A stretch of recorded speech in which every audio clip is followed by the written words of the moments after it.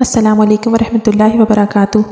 آج کی ویڈیو میں ہم حضرت علی کے والد کا ریئیکشن ان کے اسلام قبول کرنے پر کیا تھا اس کے بارے میں بات کریں گے، اور ویڈیو کے آخر میں ہم لوگ حضرت زید بن حارثہ کے بارے میں بات کریں گے جو نبی پاک صلی اللہ علیہ وسلم کے منہ بولے بیٹے تھے، اور وہ نبی پاک صلی اللہ علیہ وآلہ وسلم تک کیسے پہنچے تھے۔ تو چلیے سٹارٹ کرتے ہیں آج کا لیسن، لیکن اس سے پہلے ریکویسٹ ہے کہ محبت سے درود شریف پڑھ لیجئے۔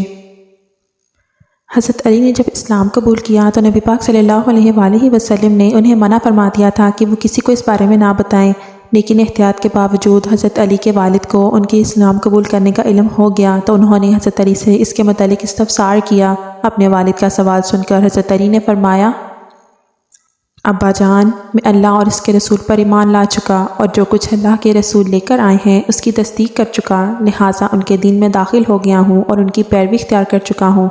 یہ سن کر ابو طالب نے کہا، جہاں تک ان کی بات ہے یعنی محمد رسول اللہ صلی اللہ علیہ وسلم کی، تو وہ تمہیں بلائی کے سوا کسی دوسرے رستے پر نہیں لگائیں گے، لہٰذا ان کا ساتھ کبھی نہ چھوڑنا۔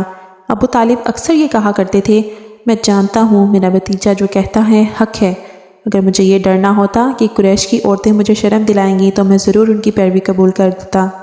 عفیف کندی ایک تاجر تھا، ان کا بیان ہے، اسلام قبول کرنے سے پہلے بہت پہلے ایک مرتبہ حج کے لیے آیا، تجارت کا کچھ مال خریدنے کے لیے میں عباس ابن عبد المطلب کے پاس گیا۔ وہ میرے دوست تھے اور یمن سے اکثر عطر خرید کر لاتے تھے، پھر حج کے موسم میں مکہ میں فروخت کرتے تھے۔ میں ان کے ساتھ منع میں بیٹھا تھا کہ ایک نوجوان آیا، اس نے غروب ہوتے ہی سورج کی طرف غور سے دیکھا۔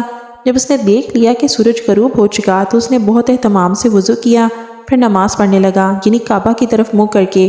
پھر ایک لڑکا آیا جو بالغ ہونے کے قریب تھا، اس نے وضو کیا اور اس نوجوان کے برابر کھڑے ہو کر نماز پڑھنے لگا۔ پھر ایک عورت خیمے سے نکلی اور ان کے پیچھے نماز کی نیت باندھ کر کھڑی ہو گئی۔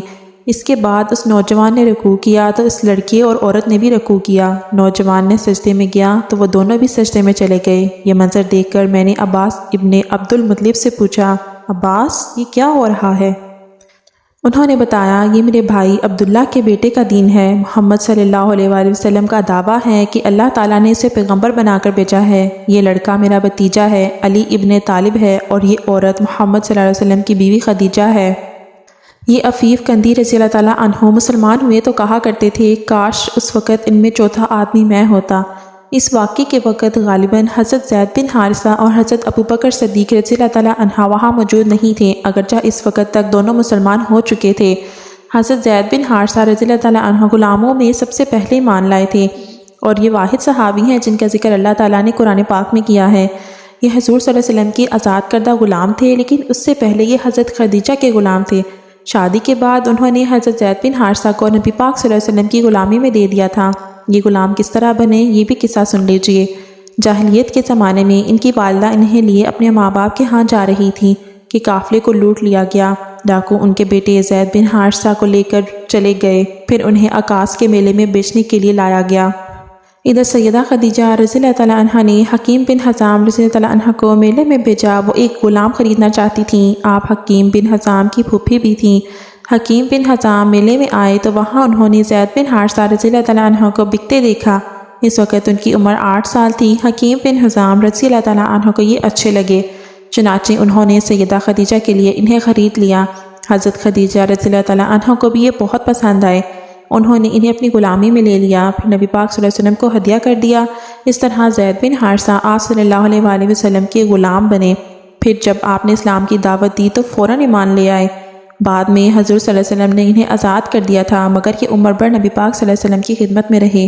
ان کے والد ایک مدت سے ان کی تلاش میں تھے، کسی نے انہیں بتایا کہ زید مکہ میں دیکھے گئے ہیں۔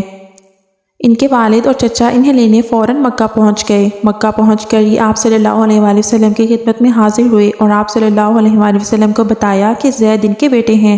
ساری بات سن کر آپ صلی اللہ علیہ وآلہ وسلم نے ارشاد فرمایا، تم زید سے پوچھ لو، اگر یہ تمہارے ساتھ جانا چاہیں تو مجھے کوئی اعتراض نہیں، یہاں میرا پاس رہنا چاہیں تو ان کی مرضی ہے۔ زید بن حارثہ سے پوچھا گیا تو انہوں نے نبی پاک صلی اللہ علیہ وسلم کے ساتھ رہنا پسند کیا۔ اس پر باپ نے کہا، تیرا برا ہو زید، تو آزادی کے مقابلے میں غلامی کو پسند کر رہا ہے؟ جواب میں حضرت زید رضی اللہ تعالیٰ عنہ نے کہا، ہاں، ان کے مقابلے میں کسی اور کو ہرگز نہیں چن سکتا۔ آپ نے حضرت زید بن حارثہ رضی اللہ تعالیٰ عنہ کی یہ بات سنی تو آپ کو فوراً حجر اسود کے پاس لے گئے اور اعلان فرمایا، آج سے زید میرا بیٹا ہے۔